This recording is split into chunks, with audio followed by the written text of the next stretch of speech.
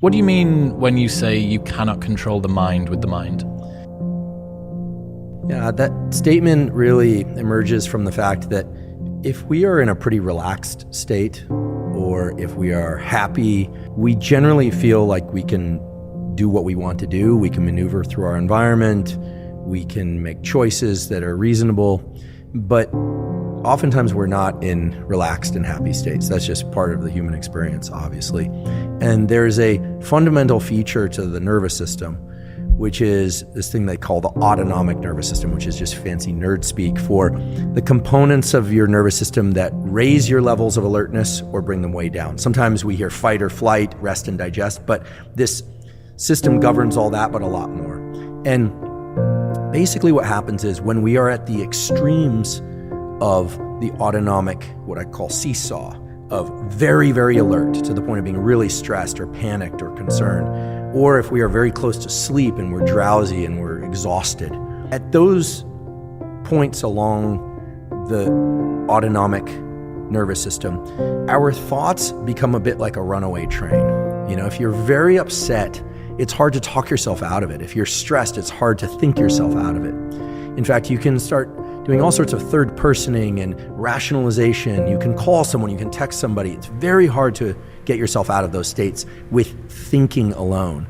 But the beauty of the autonomic nervous system is that it traverses the brain and the body, and it connects to essentially all the organs of the body.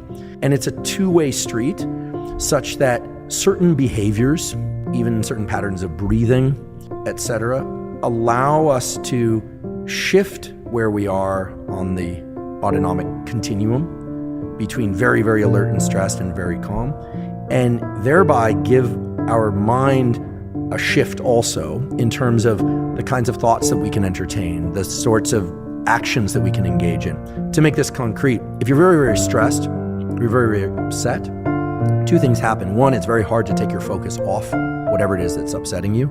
And if you don't know what's upsetting you, pure anxiety, but you don't know why, it's very hard to take your mind off of the feelings of anxiety. In those states of mind, there's another component, which is that it feels as if the state that you're in will go on forever.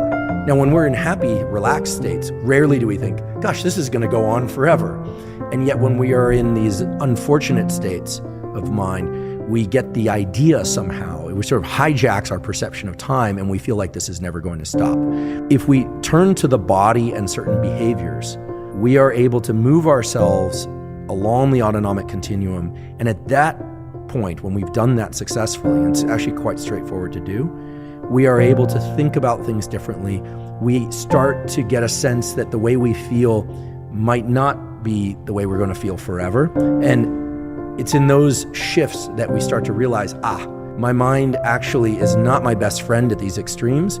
So that's why I say, if you can't control the mind with the mind, look to the body to control the mind.